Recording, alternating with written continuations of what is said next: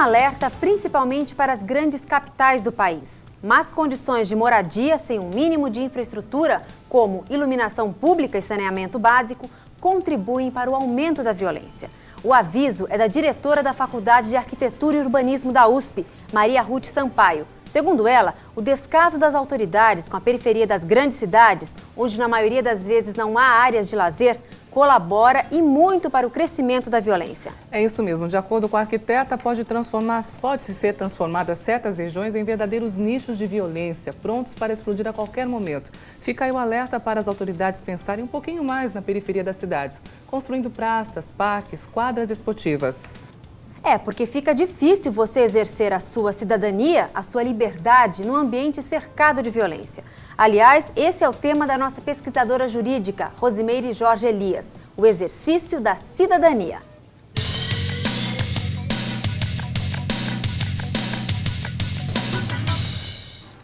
Boa noite. E você, consumidora, é uma cidadã em potencial.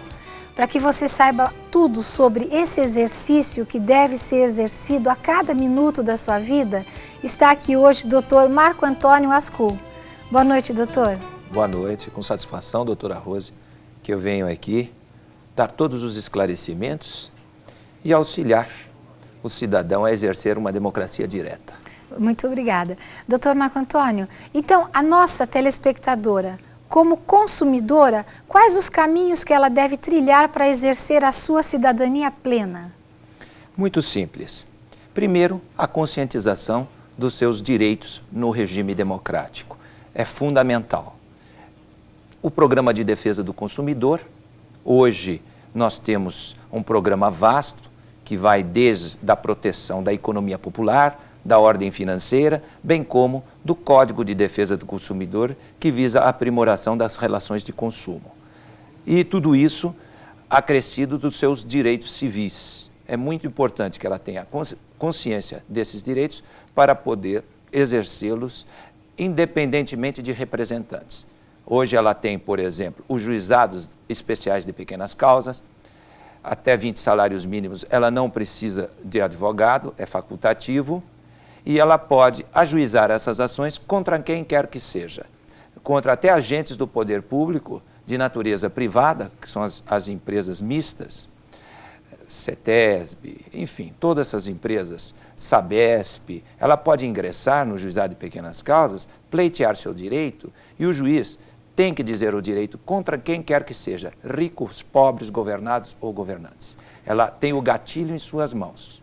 Então, e eu já vi um trabalho seu sobre esse assunto na televisão, e eu gostaria que as nossas telespectadoras tomassem conhecimento da sua posição a respeito daquela questão do imposto cobrado nas contas de luz, que essas contas, elas não são feitas uma média aritmética normal, é feita o tal de cálculo por dentro, que na realidade é uma bitributação inconstitucional e uma maquiagem assim bem feita por eles, mas que você, ao invés de pagar 25% de ICMS na conta de luz, acaba pagando 33%, não é verdade, doutor? Acontece o seguinte, isso deve ser muito bem esclarecido e nós só podemos ilidir essas dúvidas através de uma perícia contábil, porque na realidade o Estado ele trabalha com bases de cálculos, e essas bases de cálculos, se for ICMS, existe o RICM, Regulamento de ICMs,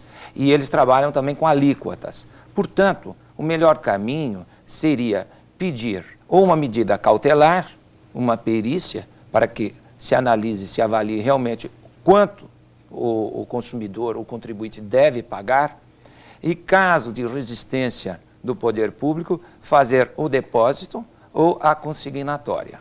Doutor Marco Antônio, a nossa telespectadora, ela estava acostumada a ir ao DECOM, né, fazer as reclamações, agora ela já está sabendo que ela não vai poder mais contar com essa porta aberta à disposição dela. O que eu particularmente acho um absurdo, porque a dona de casa vai ter que se submeter aí na mesma delegacia onde estão os traficantes, os assassinos, onde tem rebelião, onde tem resgate de preso. E agora essa porta se fechou. E onde então ela deve ir? É muito simples. O telespectador, a dona de casa, você que está nos assistindo, não precisa ficar absolutamente preocupado, porque o DECOM, na realidade, ele foi criado naquela época que extinguiu-se o DOPS.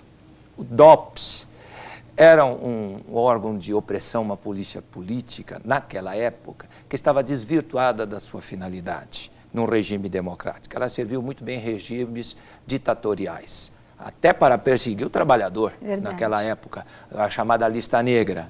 Todavia, o governo, não tenho procuração nenhuma aqui de Sua Excelência o Governador, e tampouco de Sua Excelência o Secretário de Segurança Pública, mas a polícia deve ser reorganizada.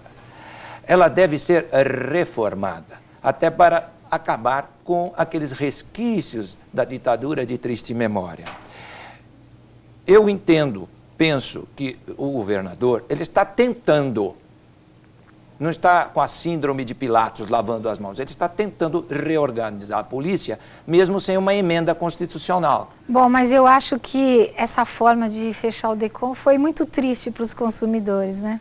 Olha, eu posso asseverar o seguinte, que vai haver uma descentralização da defesa do consumidor, porque é importante a descentralização. Quiçá nas seccionais poderá ser criadas, nas seccionais de polícia do seu bairro, criadas delegacias de defesa do consumidor em todos os bairros. Aí o cidadão vai ter uma especializada pertinho da sua casa, não vai precisar se expor, muitas vezes ir para um distrito policial, que é nobre o distrito policial, porque ele faz a clínica geral. Uma vez que todos os delegados de polícia, qualquer delegado tem legitimidade e tem competência concorrente, não só na defesa do consumidor, como na saúde pública, meio ambiente, em todas as ocorrências. Ela pode optar ir numa das seccionais de polícia, que ela vai ter também uma delegacia de defesa do consumidor. Doutor Marco Antônio, o Nova Mulher agradece a sua presença e